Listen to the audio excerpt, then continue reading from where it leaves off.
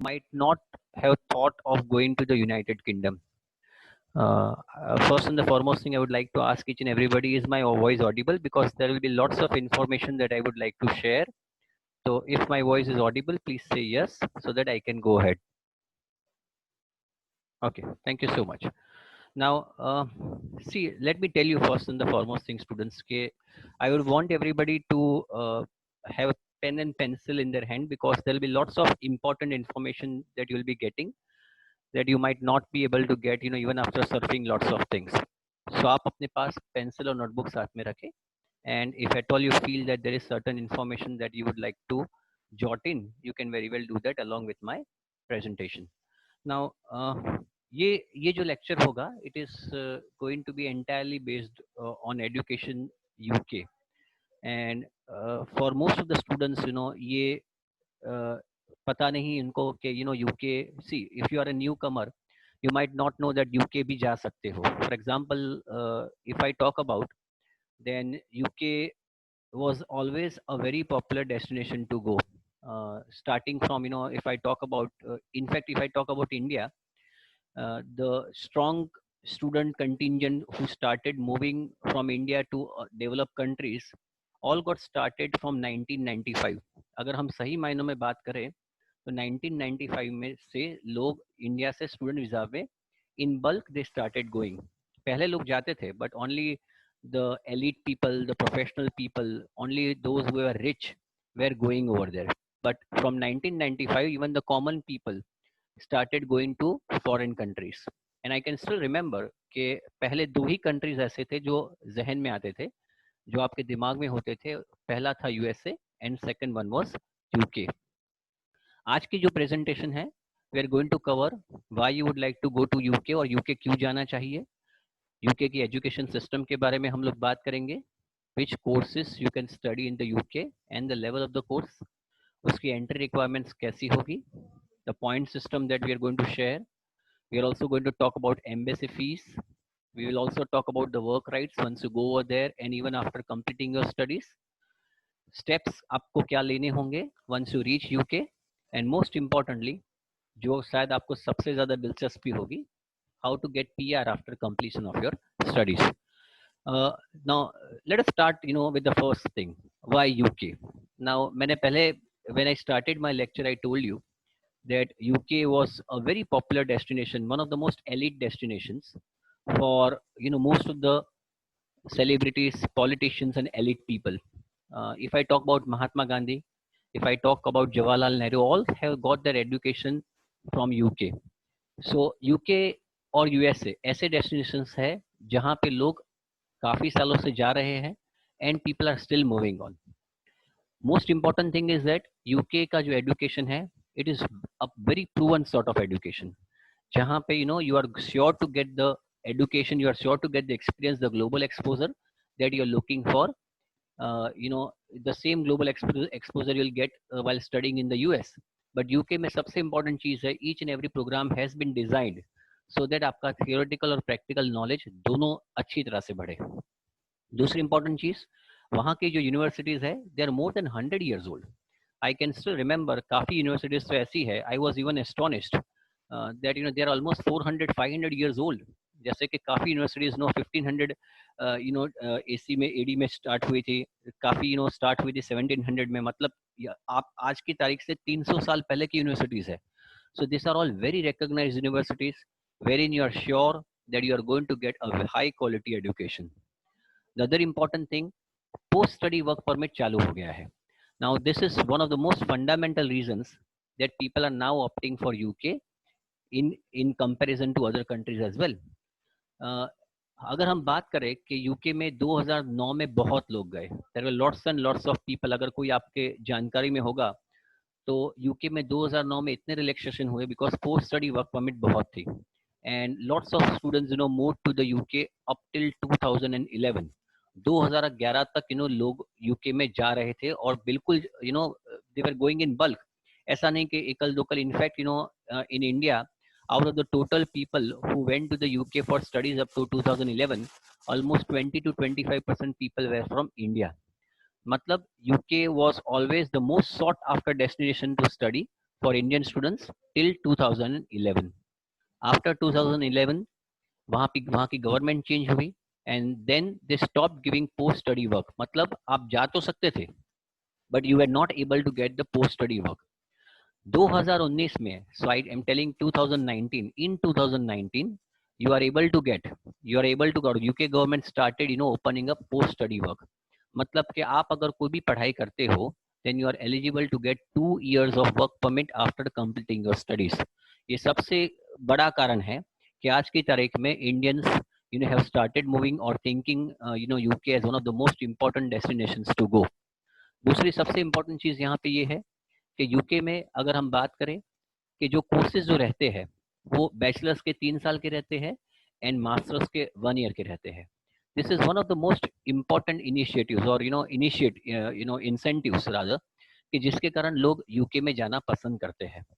If I talk about any bachelor course in any other developed countries तो ज़्यादा से ज़्यादा बैचलर कोर्स 4 साल का रहता है और मास्टर्स कोर्स 2 साल का रहता है.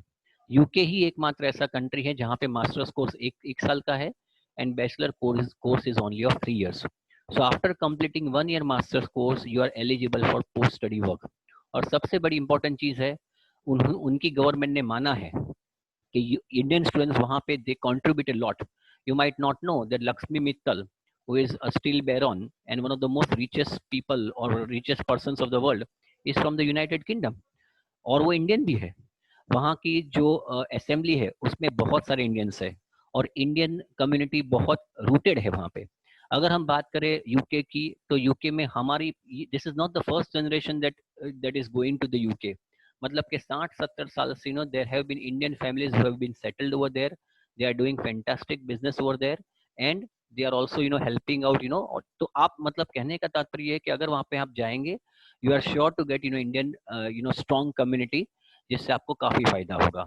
And more importantly, government is only also very positive for the students of India. वो जानते हैं कि इंडिया का बच्चा जो है वहाँ पे आएगा, वहाँ पे पढ़ेगा, कमाएगा और अपने काम से काम मतलब करेगा. So this is also one of the reasons that UK has been very positive as far as Indian students is concerned. Okay. और सबसे इम्पोर्टेंट चीज, पहले ऐसा था आप जो वीजा पे जा रहे हो उसको आप टायर 4 वीजा कहते हैं and after completing your tier 4 visa मतलब आपकी पढ़ाई करने के बाद you are moving to tier 2 visa जिसको आप वर्क वीजा कहते हैं and then the pathway is for PR. ये जो पाथवे था फ्रॉम 2011 इट वाज क्लोज. मतलब कि अगर आप पढ़ाई करते हैं तो ज्यादा से ज्यादा आपको 3 महीने की वर्क परमिट मिलती है, काफी यूनिवर्सिटीज में 6 महीने की and you are sure to come back because 3 या 6 महीने में it is very difficult to get a permit. कोई भी एम्प्लॉयर आपको परमिट नहीं देता था. तो ये जो PSW आ जाता है इससे आपका पाथवे PR का पाथवे बिल्कुल आसान हो जाता है. So this is also one of the reason that people have now started moving to the United Kingdom. Okay. दूसरी इंपॉर्टेंट चीज कि वहाँ पे एजुकेशन सिस्टम कैसी है. वहाँ के एजुकेशन सिस्टम की अगर हम बात करें तो there are 3 types of things. There are 3 types of education institutions in the UK, schools, colleges and the universities. ये जो प्रोग्राम है पोस्ट स्टडी वर्क का, it is not meant for schools and colleges. In the past, students used to get admission in small colleges or schools and they used to stay over there. उनको permit मिलती थी. मैं 2011 के पहले की बात करता हूँ. आज की तारीख में ये पोस्ट स्टडी वर्क है. This is only meant for the students who are planning to go to the United Kingdom for studying in the universities. ज्यादातर सारी यूनिवर्सिटीज जो है वो गवर्नमेंट फंडेड है and which as I have told you are more than 300-400 years old. So you don't have to worry about schools getting closed or colleges getting closed. जो पहले काफी issues हुआ करते थे. These are all government funded universities. So not only you are sure to get a stability, but you're also sure to get a fundamentally strong education. Courses मैंने बताया वैसे bachelor courses are going to be of 3 years duration. Masters courses are going to be of 1 year duration. बहुत कम ऐसी universities है जिसपे 1 से 1.5 साल का मास्टर्स रहता है. But most of the time you are going to get 1 year of masters course और if you want to go for bachelors after completing your 12th you are going to get a bachelors course जिसकी अवधि रहती है 3 साल की. Post study work याद रहे, the post study work is available for both bachelors and masters people. So अगर आपने बैचलर्स किया है तो भी आपको पोस्ट स्टडी वर्क मिलेगी, अगर आपने मास्टर्स किया है तो भी आपको पोस्ट स्टडी वर्क मिलेगी. Is it getting clear? Okay. आगे बात करेंगे हम लोग top courses to study in the United Kingdom. अगर कोर्सेज की बात करें, then United Kingdom has got all the courses to offer. You name the course and you have it. आप नाम दीजिए और कोर्स आपको मिलेगा। बिजनेस, इंजीनियरिंग और टेक्नोलॉजी में for example accounting and finance के कोर्सेज अवेलेबल है। UK is in fact very well known for business management courses. तो अकाउंटिंग और फिनेंस के भी काफ़ी कोर्सेज है। बिजनेस मैनेजमेंट, इकोनॉमिक्स, आपको शायद ताजुब होगा कि काफ़ी इंडियन बच्चे particularly UK में इकोनॉमिक्स पढ़ने जाते हैं। So it is not something that even only elite people go. काफ़ी कॉमर्स के बच्चे इकोनॉमिक्स का कोर्स पढ़ने जाते हैं। People go for studying human resources management. उसमें भी काफ़ी एस्पेक्ट्स है, सब्जेक्ट्स है जो आप बाद में ले सकते हो। Then there are courses on marketing, tourism and hospitality management, computer sciences, engineering. You must be knowing that UK was one of the most important countries which was instrumental in industrial revolution. अगर industrial revolution की बात करें तो UK में ही हुआ था। तो जाहिर है कि इंजीनियरिंग तो आपके सारे के सारे कोर्सेज है। सो जो बंदे इंजीनियर्स है, for example if you are chemical engineer, mechanical, structural engineer, सबके सब कोर्सेज अवेलेबल है वहाँ पे। कंप्यूटर साइंसेस, अभी यूके काफ़ी स्ट्रेंथ दे रहा है कंप्यूटर कोर्सेज पे। आपको काफ़ी कोर्सेज मिल जाएंगे। क्लाउड कंप्यूटिंग है, आर्टिफिशियल इंटेलिजेंस है, डेटा साइंस है। So you name the course and you have got it. You got also communications, काफ़ी सैंडविच कोर्सेज भी रहते हैं जिसमें मैनेजमेंट और इंजीनियरिंग भी होते हैं। So you can also opt for that type of course depending upon your choice. Okay, बाद में डिजाइनिंग इंजीनियरिंग भी आते हैं। Project management, very very reputable and very in demand course है प्रोजेक्ट मैनेजमेंट। जो भी इंजीनियर है, they are going to the UK for doing project management. It helps them in both the ways. वो आपको, if you want to work on a higher ladder in organisation, तो आप project management भी ले सकते हो। Civil engineer है तो प्रोजेक्ट मैनेजमेंट ले सकता है। मैकेनिकल इंजीनियर, काफ़ी पॉपुलर कोर्स है प्रोजेक्ट मैनेजमेंट, और वो भी 1 साल का ही होता है। ओके, दूसरी इंपॉर्टेंट चीज़, आपको हेल्थ केयर और सोशल साइंसेज के कोर्स भी मिल जाएंगे। इन हेल्थ केयर साइंसेज में कोर्स मिलेंगे आपको।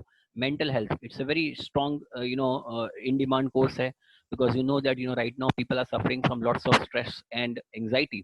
तो मेंटल हेल्थ के कोर्सेज भी बहुत है। People are opting for this course. एक एक सिटिंग के काफ़ी पैसे मिलते हैं। There are courses on midwifery, nursing, social work and veterinary nursing also. Veterinary nursing में सब कुछ आ जाता है, because in the UK and in develop countries people are fond of having pets. तो वेटनरी नर्सिंग का भी बहुत मायने रखता है वहाँ पे। सो यूके में हेल्थ केयर और सोशल साइंसेज के भी कोर्स काफ़ी है। अगर साइंस की बात करें तो नेचुरल साइंसेज के भी कोर्स है। For example if you want to take pure physics, pure chemistry, for pure biology, for example pure mathematics, तो नेचुरल साइंसेज के भी कोर्सेज है। You got courses on biosciences as well. For example, if you want to go for, you want to pursue your career in botany, zoology, biochemistry, ये courses भी आपको available है। Environmental, occupational and public health, for example अगर आप किसी company में काम करते हो and there are lots of people also working, so there are courses available. ये 3 फील्ड साथ में आती है, environmental, occupational and public health. So those who are into education, and these are very high paid jobs. If you're working in a country, if you're working in a company in which there is a demand of such type of occupations, then you are paid excellently. फिर medical science and technology में के भी courses बहुत अच्छे हैं वहाँ पे। Creative writing and media courses, जो लोग डिजाइन फील्ड से ताल्लुक रखते हैं तो उनके लिए भी काफ़ी कोर्सेज है, जैसे कि creative media and journalism, English and creative writing, animation, fashion, fine arts, graphic design, illustration, interiors and photography, ये सारे कोर्सेज वहाँ पे अवेलेबल है। प्रोडक्ट डिजाइन के काफ़ी अच्छी कोर्सेज, आपको शायद पता होगा अभी 3D प्रिंटिंग भी चल रहा है। So there are lots of courses on product design as well. लेकिन ये सारे कोर्सेज है, इसमें you have to have a portfolio. So if you want to get admission either in master's degree, you have to have the portfolio, एक strong portfolio होना खूब बहुत ज़रूरी है, and will help you out in preparing the portfolio, but you have to have the portfolio if you want to go for designing courses. अब बात करते हैं entry requirements की। अगर हम entry requirements की बात करें तो पहले तो ये समझना पड़ेगा कि यूके में मेजर इंटेक्स कौन से है। As you have got major intakes in most of the countries जनवरी और सितंबर होता है। यूके में भी मेजर इंटेक्स है जनवरी एंड सितंबर। There may be small intakes in May or some other month, but two major intakes are usually January and September. Bachelors की अगर बात करें तो 12th standard की requirement है। If you are a bachelors, if you want to pursue bachelors, then you should complete 12th standard. 10th standard का बच्चा पास किया हुआ, he cannot opt for bachelors. अगर मास्टर्स आपको करना है, you have to complete bachelors or masters. तो अगर आपने डिप्लोमा किया है तो you cannot directly go for masters, you have to go for bachelors. And if you done masters then you can go for bachelors और masters दोनों ले सकते हो। सॉरी, अगर आपने मास्टर्स किया है, मास्टर्स करना है आपको, तो बैचलर्स और मास्टर्स किया है तो भी आप जा सकते हो। अगर आपने यहाँ पे मास्टर्स किया है तो भी आप मास्टर्स के लिए वहाँ पे जा सकते हो। You can go for some specialization. Now important चीज आपको ये समझनी पड़ेगी कि ज्यादा कोर्सेज का ऑप्शन आपको मिलेगा सितंबर में। So in September, you will have more choices to select as far as courses are concerned. More universities that offers courses in September in comparison to January. January में आपको मास्टर्स के लिए तो काफी ऑप्शंस मिल जाएंगे, but if I talk about bachelors, options मिलेंगे जनवरी में, but there be fewer options in comparison to सितंबर इनटेक। डॉक्यूमेंट्स की अगर बात करें, you have to have your passport. LOR, LOR का मतलब होता है लेटर ऑफ रिकमेंडेशन। SOP का मतलब होता है स्टेटमेंट ऑफ पर्पस और एम्प्लॉयमेंट एविडेंस। अगर आपका गैप जो है, if your gap is not more than 1 year, then there is no need to have employment evidence. लेकिन अगर आपका गैप 1 साल, 2 साल, 3 साल या 4 साल या 5 साल है, अगर आपने जेन्युइन कोई एम्प्लॉयमेंट किया है, तो हम रेकमेंड करेंगे कि आप वो एम्प्लॉयमेंट का गैप है वो दिखाए। उसके लिए for example you have to show the experience letter, ये पर्याप्त है इन ऑर्डर टू अप्लाई। ये याद रहे कि लेटर ऑफ रिकमेंडेशन, अगर आपने अभी कंप्लीट की है study, if you completed your study just now, then you have to get the letter of recommendation from your professors only. मतलब आप HOD से ले सकते हो, या तो फिर आप you can take from your dean of the college, उनसे आप लेटर ले सकते हो। आप दो सब्जेक्ट्स, जैसे कि अगर आपका मैथमेटिक्स, अगर आपने इंजीनियरिंग किया है, if you're civil engineer, you can take a letter from probably a construction management faculty, or you can take a letter from strength of materials जो पढ़ाती है उस फैकल्टी से भी ले सकते हो, या तो फिर आप HOD से भी ले सकते हो। But if you do not have employment experience, then you have to take letter of recommendation, दो चाहिए, from the academic department only. लेकिन अगर आपने जॉब किया है, देन एक लेटर ऑफ रिकमेंडेशन आप अपने एम्प्लॉयर से लीजिए, और एक लेटर ऑफ रिकमेंडेशन जो है वो आप एकेडमिक प्रोफेसर से ले सकते हैं। बट मैंने कहा वैसे, अगर गैप ज्यादा है तो बेहतर ये होगा कि आप उसको दिखाए। You can not show that you have remained unemployed for 3 to 4 years, और अचानक ही आपकी इच्छा हो गई कि अब मुझे पढ़ाई करने जाना है। So it is important that you show you fulfill that requirement while taking the admission in the United Kingdom. Okay. दूसरी इंपॉर्टेंट चीज मैंने बताया वैसे, पोर्टफोलियो जरूरत है आर्ट्स और डिजाइन कोर्सेज के लिए। ओके। लैंग्वेज रिक्वायरमेंट्स की अगर बात करें, तो 3 रूट्स है, ये सबसे इंपॉर्टेंट चीज है जो मैं समझाना चाहूंगा। रूट 1, पहले तो ये समझना पड़ेगा कि बैचलर्स के लिए लैंग्वेज रिक्वायरमेंट क्या है। IELTS की अगर बात करें, then you should have 6.5 bands with no less than 6 bands in IELTS। Bachelors वालों के लिए you have to have 6 bands with no less than 5.5 bands. एक रूट है, मतलब आपकी जो लैंग्वेज है, you have to get you need to show that you have got English proficiency. तो इंग्लिश प्रोफिशिएंसी के लिए पहली जो रिक्वायरमेंट है, you can go for IELTS, मैंने बताया वैसे। मास्टर्स वालों के लिए 6.5 with no less than 6, bachelors के लिए 6 विद नो लेस देन 5.5।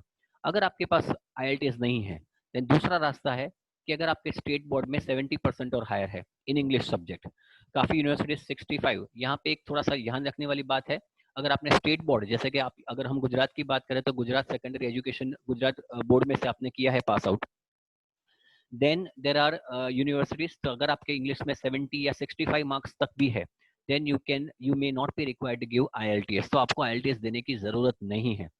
लेकिन और आपने CBSE या फिर ICSE में से कंप्लीट किया है, तो आपके 65% और कुछ कुछ यूनिवर्सिटी 55-60% तक भी आपको एडमिशन दे सकती है। तीसरा जो रूट है, ये मैं रेकमेंड नहीं करता, वो है मीडियम ऑफ इंस्ट्रक्शन का रूट। मीडियम ऑफ इंस्ट्रक्शन का रूट में आपने you have to get a certificate from your college और यूनिवर्सिटी कि आपका जो मीडियम ऑफ इंस्ट्रक्शन है was in English. But I don't recommend this route because there are very few universities जो इस रूट को एक्सेप्ट करती है। और इस रूट में ये भी प्रॉब्लम रहती है कि कॉलेज अपने हिसाब से, देखिए यूके की एम्बेसी ने कॉलेजेस को, या मतलब यूनिवर्सिटीज को, they have given them the permission to take interview. अगर आपका मीडियम ऑफ इंस्ट्रक्शन के बेस पे जाते हो, there is a strong possibility कि आपका इंटरव्यू होगा। The university might take a very strong interview of you, and if you're not good at English, you may not be able to get the admission. दूसरी important चीज आपको ये याद रखना है कि when you get the visa, this is not the end of the story. आपका वापस वीजा जब आप हिथ्रो एयरपोर्ट लंदन जाते हो, over there immigration officer has got the right, immigration I repeat, immigration officer has got the right आपके visa मिलने के बावजूद, if you are not able to communicate well, और ये सिर्फ यूके के तक सीमित नहीं है, ये किसी भी कंट्री पे ऐसा है, So immigration officer has got the right to deny you the visa, and they can send you back to your home country if they believe that you do not possess the English level. So मैं चाहूंगा कि तीसरा medium, काफी advertisements हो रही है कि medium of English instructions में आप जा सकते हो, IELTS की जरूरत नहीं है. I would not want you to follow this route. मैं चाहूंगा अगर आपने IELTS देना है तो 6.5 विद नो लेस देन 6 लाने की कोशिश कीजिए, या तो फिर 6 विद नो लेस देन 5.5. अगर आपके स्टेट बोर्ड मतलब इंग्लिश सब्जेक्ट में 10th और 12th में अगर आपके 65-70 मार्क्स इंग्लिश मीडियम में है, तो आप हमें उसकी मार्कशीट दीजिए. Will definitely help you out to find out a university which will satisfy that requirement. So this are the 3 routes of going. इसमें कोई चौथा रूट नहीं है, but I recommend you to go for either route 1 और route 2. Route 3 में I would not recommend. Okay, now entry requirements, ये भी बहुत इंपॉर्टेंट है. यूके में फॉर बैचलर्स के लिए अगर आपको जाना है तो आपने सिंगल होना जरूरी है. So if you are a married person and if you want to go on a bachelors, it is not possible. लेकिन अगर मास्टर्स के लिए जाना है तो आप सिंगल हो तो भी चल सकता है. You can also go if you are, this is very important. So those who are married people and who are interested to go for example, then they can also go for masters course. लेकिन उनके लिए उनका bachelors होना बहुत जरूरी है. अगर आपके बच्चे भी है, they can also you can also take your kids along with you. ये भी एक बहुत इंपॉर्टेंट चीज है. इसके कारण होता क्या है कि फॉर एग्जाम्पल अगर आपकी, और सबसे इंपॉर्टेंट चीज, there is no age bar. तो अगर आप even if you are 35 years, even if you are 42 years, if you are 37 years, provided you are able to show strong reason, अगर आपका statement of purpose strong है, which naturally we will help you in preparation. But unlike other countries जहाँ पे आपकी शादी मतलब आपकी bachelors के बाद if there is a very big gap, you can not apply, ऐसा यूके में नहीं है. So if you are 36 years old, 37 years old, 38 years old, and if you want to go to the United Kingdom, you can still go if you are married or if you are having children. So this is one of the most important things that I want everybody to understand, कि आप जा सकते हो. आपके अगर बच्चे हैं, dependence over 18 years है, और सबसे इंपॉर्टेंट चीज, आपका जो डिपेंडेंट है और वो 18 साल के ऊपर का है, जैसे कि अगर आपके स्पाउस है तो हस्बैंड जाता है या तो फिर wife, you are getting admission on the basis of your wife.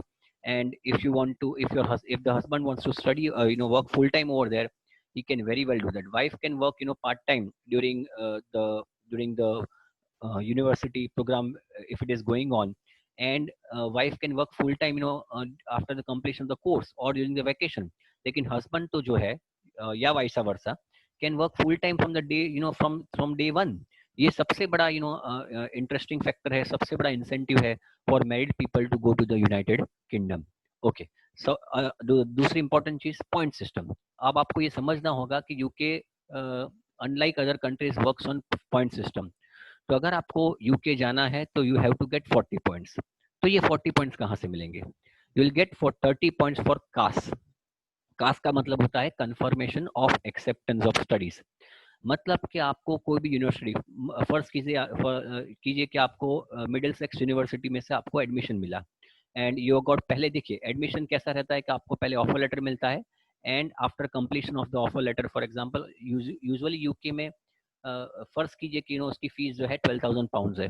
Then each and every university will have different system of paying the fees. काफी यूनिवर्सिटी बोलती है कि अगर आपको ऑफर लेटर तो हमने दिया, याद रखिए कि there is no application fees for application to the United Kingdom universities. लेकिन आपका जब ऑफर लेटर आता है तो ऑफर लेटर में उसमें कंडीशंस आती है कि आपने अगर एडमिशन चाहिए, मतलब कैश चाहिए, कैश इज द, जैसे कि हम यूएसए में बोलेंगे I-20, कनाडा में बोलेंगे अनकंडीशनल ऑफर लेटर. तो ये जो अगर आपको चाहिए तो यू हैव टू पे 1,000 पाउंड. तो काफी यूनिवर्सिटी 1,000 पाउंड मांगती हैं, काफी यूनिवर्सिटीज 1,500 पाउंड मांगती है, काफी आधी फीस भी मांगती है. तो काफी universities they would want you to pay the entire fees. मतलब कि अगर फीस 12,000 पाउंड है, then you are required to pay the entire fees. ये आप पूरी फीस भरनी जरूरी है. तो अगर आपके कैश आ जाता है, उसके आपके 30 पॉइंट्स मिलते हैं, and you get 10 points for funds. Now funds की बात करते हैं तो फंड्स कैसा होता है, अब क्या दिखाना फंड्स होता है, I will come to that part later on. But funds जो है उसके आपको 10 पॉइंट्स मिलते हैं. अब एक्सेप्टेबल फंड्स क्या है यूके में? एक्सेप्टेबल फंड सिर्फ 3 है. First is savings bank. Saving bank में आपके जो अमाउंट चाहिए, it has to be 28 days old. तो आपके बैंक में 28 दिन पुराना फंड्स चाहिए if you are showing funds in saving bank. FD होगी तो एफडी भी वैसे तो पुरानी होती है, तो एफडी भी चल सकती है। And last but not the list, if you do not have saving banks and even if you do not have FDs, then you can also get education loan, because ये मास्टर्स और bachelors के course है, तो education loan मिलना भी काफी आसान हो जाता है।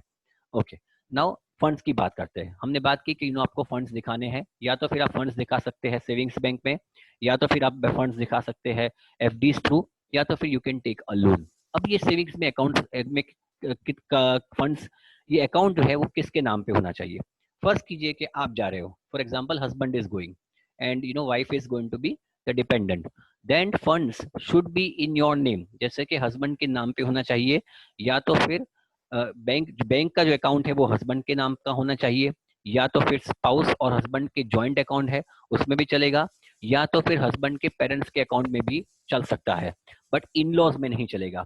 मतलब कि अगर हस्बैंड प्रिंसिपल एप्लीकेंट है तो वो अपने पिताजी और माताजी के अकाउंट में दिखा सकता है, but it can not be in his और हर इन लॉज। सो ये इंपॉर्टेंट है। तो सेविंग्स बैंक में आपके 28 दिन पुराना फंड चाहिए। फंड कितना होना चाहिए? I am coming to that part later on. मैंने बताया वैसे एफडी भी आपके नाम की होनी चाहिए, या फिर आपके और आपके स्पाउस के जॉइंट अकाउंट में होनी चाहिए। अगर आप प्रिंसिपल एप्लीकेंट है तो एफडी अगर आपके स्पाउस के नाम की है तो it is not going to be acceptable. दूसरी इंपॉर्टेंट चीज, एफडीज जो है, अब सेविंग्स बैंक की बात करें, जो 28 दिन का फंड है, वो 28 दिन का फंड हो जाने के बाद फर्स्ट फर्स्ट कीजिए कि अगर 10 लाख दिखाना है, तो 10 लाख आपके अकाउंट में 28 डेज तक होना चाहिए। 29th डे आप 500 या 1000 रुपए भर लीजिए। You need to add 500 1000 rupees, so that in passbook, अगर आपने पहले फर्ज कीजिए कि आपने पहली तारीख को फंड्स जमा किया, 28 तारीख को ये हो गए 28 दिन, और 29 तारीख को you paid 500 1000 rupees more. What you need to do is you need to take two things. First, आपको पासबुक भरवानी पड़ेगी जिसमें 500 1000 की भी एंट्री होगी, और उसमें लिखा होगा कि इतना फंड्स अवेलेबल, फंड्स अभी है। And you also need to take bank balance certificate on bank's letterhead. काफी बैंक ऑनलाइन आपको लेटर बैंक बैलेंस सर्टिफिकेट लेने का बोलेगी। It is not going to be acceptable. You have to take bank balance certificate from the bank on bank's letterhead with proper sign and stamp, otherwise it will not be considered as authenticated. तो अगर आप savings through दिखाना चाहते हो funds, you need to have two things, number 1 passbook, and number 2 is your bank balance certificate. अगर आपकी FDs है तो आप एफडी में भी ले सकते हैं। एफडीज तो आप बैंक मैनेजर से ये लिखवा दीजिए कि this FD is on his or her name, and this FD is it was basically kept on so and so date, और अभी ये चल रही है, उसकी वैल्यू यहाँ पे इतनी है, and there is no loan on this FD. काफी लोग एफडी पे लोन भी लेके रखा हुआ होता है, तो आपने बैंक मैनेजर से लिखवाना पड़ेगा that if you want to show कि भाई ये यहाँ पे इस एफडी जो है ये इस नाम पे है, इस दिन को रखी गई थी, इसकी करंट वैल्यू ये है बिकॉज इंटरेस्ट एक्रू हुआ होगा, एंड मोर इम्पोर्टेंटली इस पे कोई लोन नहीं है। सो दिस दूसरा जो ऑप्शन आपके पास है, it is going to be FD. और तीसरा जो है एजुकेशन लोन। एजुकेशन लोन जो है, it should be on property on your name, joint name with your spouse or your parents name only.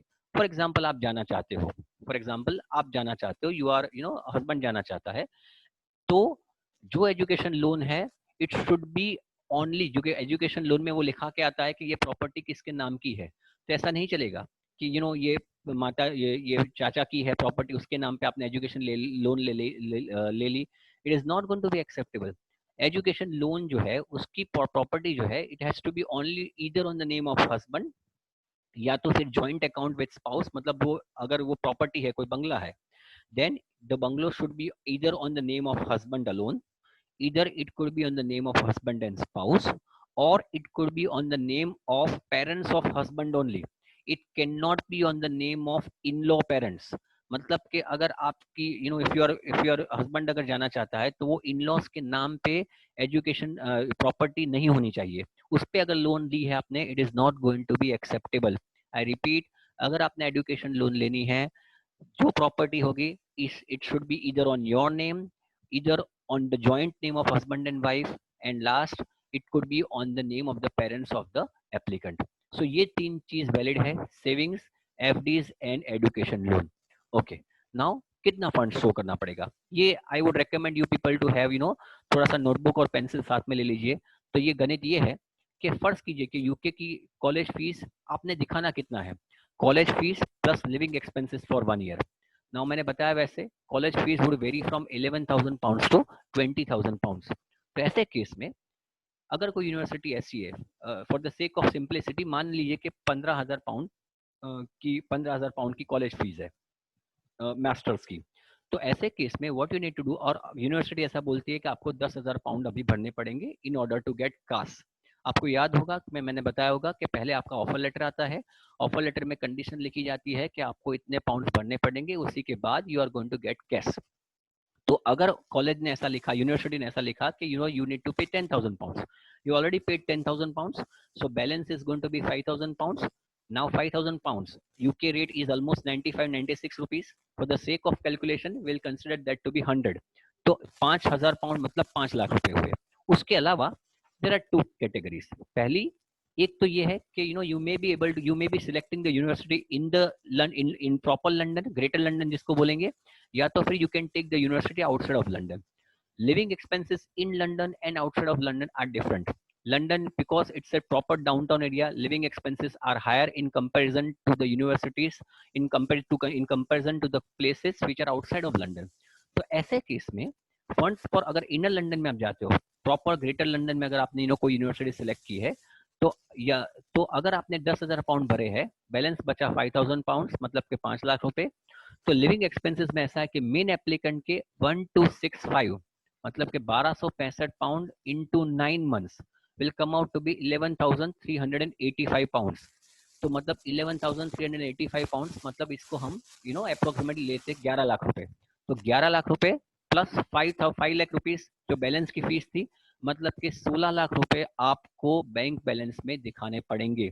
सो मैंने बताया वैसे या तो फिर एफडी 16 लाख की होनी चाहिए, either the bank balance should be of 16 lakh rupees which is going to be 28 days old, और या तो फिर प्रॉपर्टी मॉर्गेज पे आपने लोन ली है, इट कुड बी ऑल्सो उस पे भी ये 16 लाख की लोन होनी चाहिए। फर्ज कीजिए कि you are also going along with your dependent, तो एक डिपेंडेंट, तो डिपेंडेंट को हम कह सकते हैं spouse and children as well.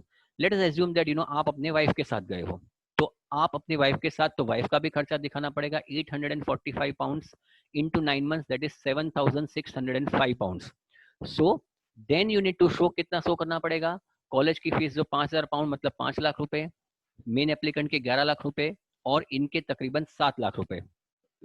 We can take it 8 lakh rupees as well because it is 7,605 pounds. So 5 plus 11, 16, 16 plus 8, 24 lakh. तो आपको 24 lakh rupees दिखाने पड़ेंगे। And this dependent, अगर आपके बच्चे हैं तो you need to add 7,605 pounds more, as you need to add according to the number of children you have got.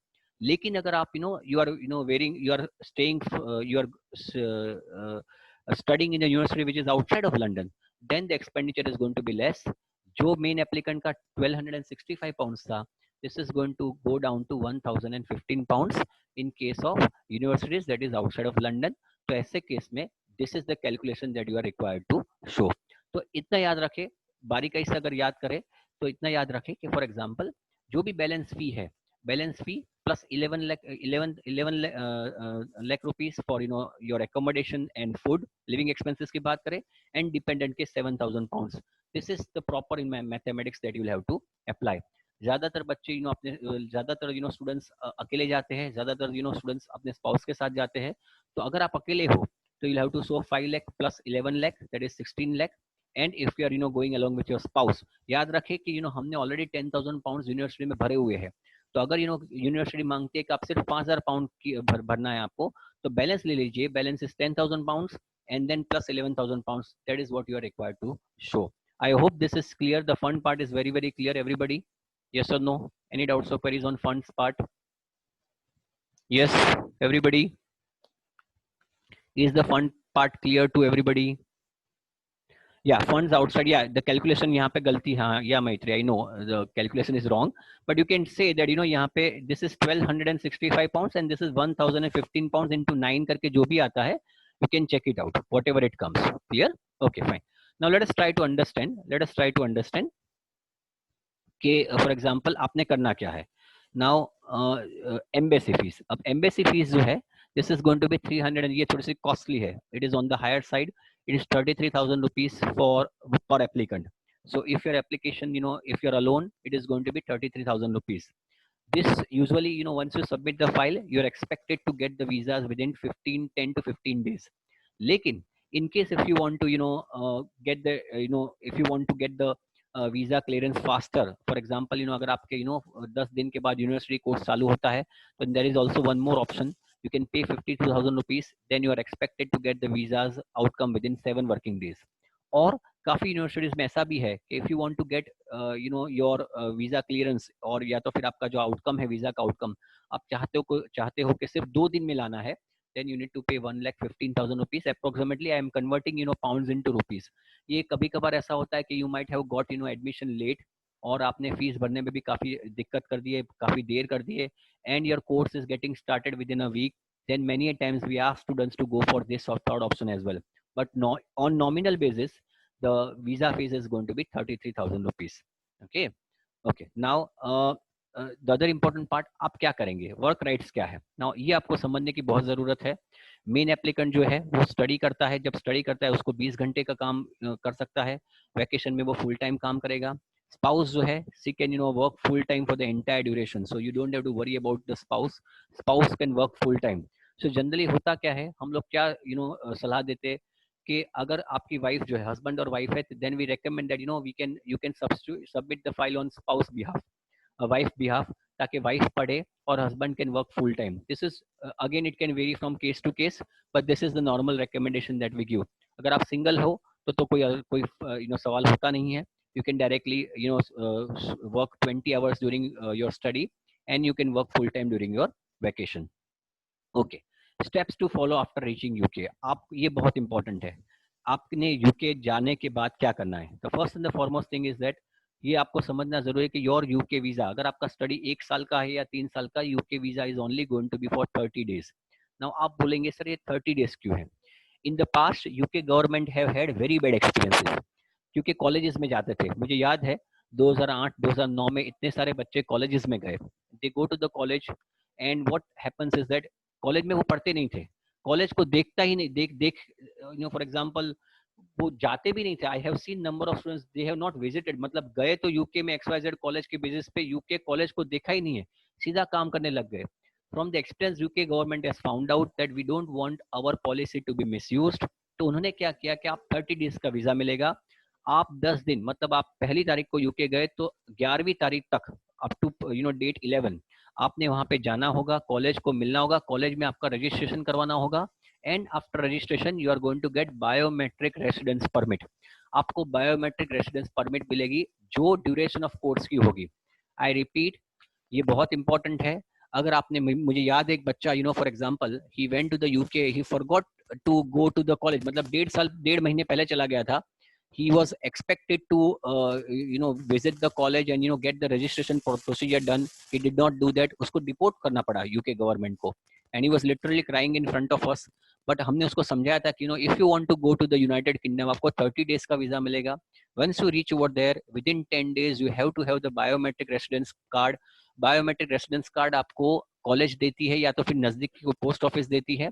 Once you get the biometric residence permit, ये जो biometric residence permit है, it will, this is the visa that is going to be there for the duration of your course. तो अगर आपका course 1 साल का है तो 1 साल का आपको biometric resident card, biometric residence permit मिलेगी. ये आपका एक्चुअल वीजा हुआ. So please students, I would recommend that once you go to the UK, accommodation वो सारी चीज हो जाती है. उसके बाद make sure that you go to the college, get yourself registered and get biometric residence permit.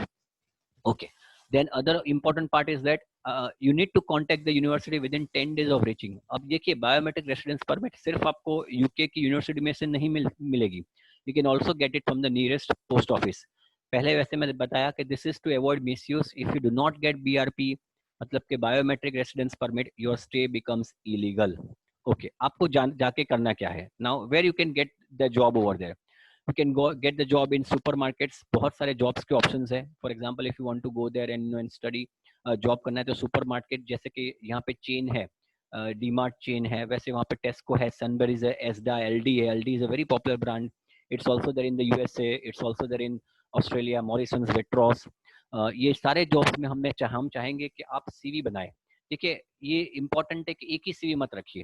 It is important that you manipulate or manufacture your CV according to the job requirement. और बताइए वहाँ पे कि sir मेरी ये qualities है और इस क्वालिटीज के हिसाब से मैं ये जॉब के लिए बिल्कुल सही बैठता हूँ. Then you are more likely to get jobs faster rather than having a common CV जो आप सब जॉब्स में आप डाल दोगे, तो you are not going to get a job. तो आप अपने जॉब को 3-4 सीवीज के पैटर्न ले जाइए और यूके के सीवी का पैटर्न भी हम आपको देंगे. सी हर एक कंट्री का अलग अलग पैटर्न रहता है. So in UK also the system of CV is different to other countries. Will help you out in preparing the CV in the post landing departure. तो आप वो सीवी ले जाइए एंड आई एम श्योर कि अगर आपने ठीक किया होगा CV, you are bound to get the job. Caretaker की बहुत अच्छी जॉब है. ये सारी जॉब कब करनी है? जब आप कॉलेज स्कूल जब आप पढ़ते हो, यूनिवर्सिटी में जब पढ़ते हो, तो ये सारी जॉब्स कर सकते. रेस्टोरेंट्स में काफी जॉब्स है, बहुत सारे जॉब्स है रेस्टोरेंट्स में. KFC, बर्गर किंग, मैकडोनल्ड्स की काफी ब्रांचेस है वहाँ पे, चेन्स हैं. Petrol station, convenience stores, shops में भी बहुत जॉब्स है. जैसे कि यहाँ पे भी शॉप्स छोटी छोटी, वहाँ पे भी छोटी छोटी शॉप्स है. आपकी यूनिवर्सिटी के बगल में अगर कोई शॉप है, फैंटास्टिक प्लेस टू वर्क. आप जा सकते हो, आपको आने जाने का खर्चा नहीं होगा. डिलीवरी ड्राइवर जॉब्स भी है. Mind well, these are the jobs that you might be required to do only when you are during doing your studies. So this is just a temporary jobs that you are doing just to take care of your expenses. Warehouse और factory jobs भी है, housekeeping jobs काफी. और सबसे important चीज, आपको काफी this universities that you are going, ये बहुत बड़ी बड़ी यूनिवर्सिटीज है. ये छोटी छोटी यूनिवर्सिटीज नहीं है, बहुत बड़ी बड़ी यूनिवर्सिटीज है. उसमें ऑन कैंपस जॉब्स भी काफी मिल जाते हैं. और हमारा ये मानना है, बच्चों से काफी इंटरेक्शन होता है, तो कहते हैं कि this jobs are probably the most rewarding jobs, because यही जॉब्स ऐसी है जिसमें आपको ज्यादा you are going to be getting close to the faculty. अच्छा रिपोर्ट बनता है, आपको पोस्ट लैंडिंग वर्क भी तुरंत मिल जाता है. So you first of all try to get on-campus jobs. In case if you're not able to get on-campus jobs, you can always opt for other jobs that I have mentioned over here. Okay. Then the other important part, आप जब reach जाते हो तो आप SIM card ले लीजिए. अब जैसे कि सिम कार्ड कहाँ मिलेगा? You can gate SIM card through any airport. Airport पे जब आप हिथ्रो पे जाते हो तो आपको सिम कार्ड मिल जाता है, या तो फिर कोई भी कन्वीनियंस स्टोर्स पे मिलता है. ज्यादातर जो पॉपुलर वहाँ पे जो कंपनी है, मोबाइल की कंपनी, जैसे कि यहाँ पे एयरटेल है, वोडाफोन है, वहाँ पे Lyca mobile is a very popular mobile company. Transportation में सी वहाँ पे ऐसा है कि you can get passes through 3 buses है वहाँ पे. नेशनल एक्सप्रेस है, मेगा बस है, इजी बस है. ये सारे जो पासिस है, पहले तो आपको क्या होगा, तुरंत आपके पास NIA नहीं होगा. तो ऐसे केस में होगा क्या कि if you want to travel, then you can directly get the tickets from the bus driver. वहाँ पे कंडक्टर नहीं होता, तो ड्राइवर से आपको डायरेक्टली टिकट लेनी पड़ेगी and you can travel anywhere. Okay. Accommodation के लिए गम ट्री, स्पेट्री करके वेबसाइट से वहाँ पे मिल जाएगी. Will also help you out. वहाँ पे सिस्टम है कि आप 1 मंथ का डिपॉजिट भरे और 1 मंथ यू नीड टू पे एडवांस रेंट. यहाँ पे ऐसा है कि इंडिया में 2 मंथ का एडवांस रेंट रहता है और 2 महीने की डिपॉजिट रहती है, 1 महीने का एडवांस रेंट रहता है. वहाँ पे 1 महीने का डिपॉजिट रहता है और 1 महीने का एडवांस रेंट रहता है. सबसे इंपॉर्टेंट चीज, रजिस्ट्रेशन करवा लीजिए. जैसे मैंने बताया वैसे 10 दिन के बाद बायोमेट्रिक रेसिडेंस परमिट मिलेगी. उसके बाद बैंक अकाउंट ओपन करेंगे. वहाँ पे काफी बैंक्स है, लेकिन फॉरेन नेशनल्स के लिए सेटेंडर के करके एक बैंक है, which is a very good bank, very student friendly bank. अगर आपके 6 महीने का ट्रांजैक्शन क्लियर है, अगर आपने बैंक से कोई गड़बड़ नहीं है, पेमेंट में कोई गफला नहीं किया है, then you are expected to get 1500 pounds loan भी मिलेगी आपको 6 महीने के बाद. So if you are looking for a bank, I would recommend this bank to apply. Then ID proof, passport, ये बैंक में एक बार अकाउंट खुलता है, उसके बाद आपका आईडी प्रूफ बनता है. बायोमेट्रिक कार्ड, रेसिडेंस प्रूफ, सारी चीजों में काम लगता है. So you might not be required. और उसी के बाद बैंक में अकाउंट खुलने के बाद you can apply for NIA, that is national insurance number. वो 9 डिजिट का नंबर होता है, तो आपको हर जगह पे पासपोर्ट कैरी करने की जरूरत नहीं पड़ेगी. Once you get NIA, you will be able to get the job. आपका जो फॉर एग्जांपल जो सैलरी आता है वो इससे लिंक होता है. So I would recommend कि जैसे ही जाए, don't just think of moving into the UK. Please follow these steps, तो आपका काम आसान हो जाएगा. Okay. Now the most important part, pathway to the PR. ये आपको समझने की जरूरत है कि पाथवे टू PR, यहाँ पे हम PR बोलते हैं, वहां पे है ILR. ILR क्या है? अब पहली बात, आफ्टर कंप्लीटिंग योर बैचलर्स और मास्टर्स, ये आपको ध्यान रखना बहुत जरूरी है. आफ्टर कंप्लीटिंग योर बैचलर्स और मास्टर्स यू गेट PSW. अब PSW जो है, it has started from July 2020. It is going to get started from July 2021. मतलब कि अगर आप सितंबर 2020 में जाते हो, देन ऑल्सो आपको मिलेगी पोस्ट स्टडी वर्क परमिट. और आप अगर जनवरी 2021 में जाते हो तो भी आपको पोस्ट स्टडी वर्क मिलने ही वाली है. पोस्ट स्टडी वर्क पहले स्टेम सब्जेक्ट्स के लिए थी. स्टेम मतलब साइंस, टेक्नोलॉजी, इंजीनियरिंग और मैथमेटिक्स. बट नाउ आप कॉमर्स बैकग्राउंड वाले भी हो, MBA के लिए जाते हो, तो भी आपको पोस्ट स्टडी वर्क परमिट मिलेगी ही मिलेगी. अब ये याद रखें, आप जा रहे हो टायर 4 में. This is where you are going is tier 4 visa. During PSW you need to work for tier 2 sponsor. जब आप पोस्ट स्टडी मतलब कि आपके 2 साल आपका पढ़ाई हो गया 1 साल का, उसके बाद आप now you are getting PSW. तो एक चीज आपको याद रखनी है कि in PSW you need to work with tier 2 sponsors only.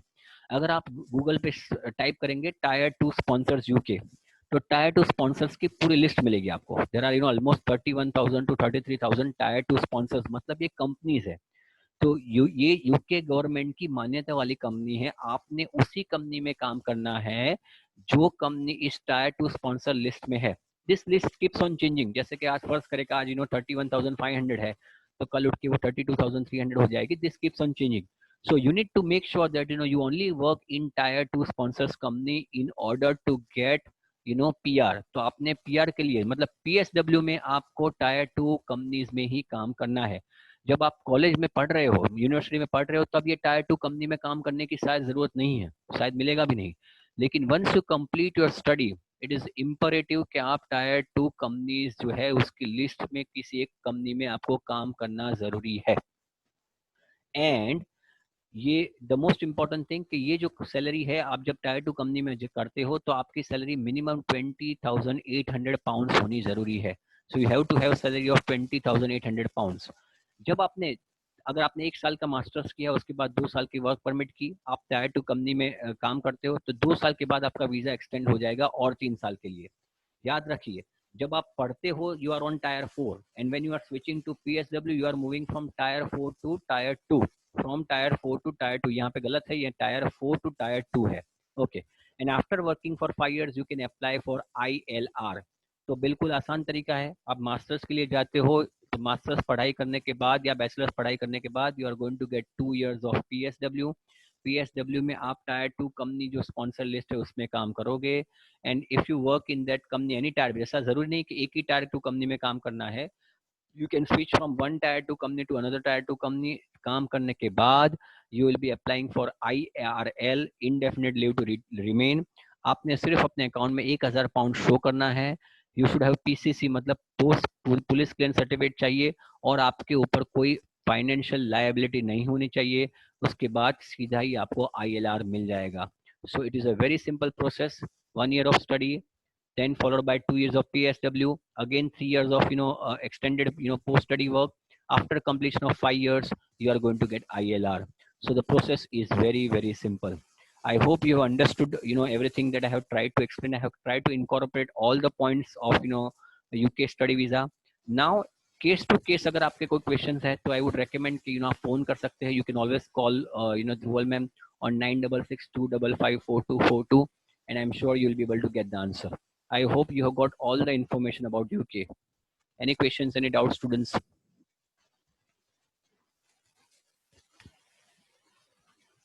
Okay, you can tell me one thing is how much pounds can we get per hour? See, UK में generally 7.7 to 8 pounds के बीच में you get per hour.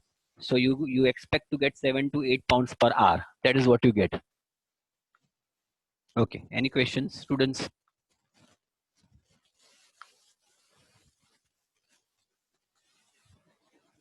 Yes, any questions, my dear students? Okay, now I will be having this recording of the entire seminar that I took. So you can, if you want to go through it again, you can absolutely go through it. And if you've got personal questions to be asked, you can always dial Dhruval ma'am. She will definitely give you answer. Hope you have enjoyed, the entire presentation. Thank you so much.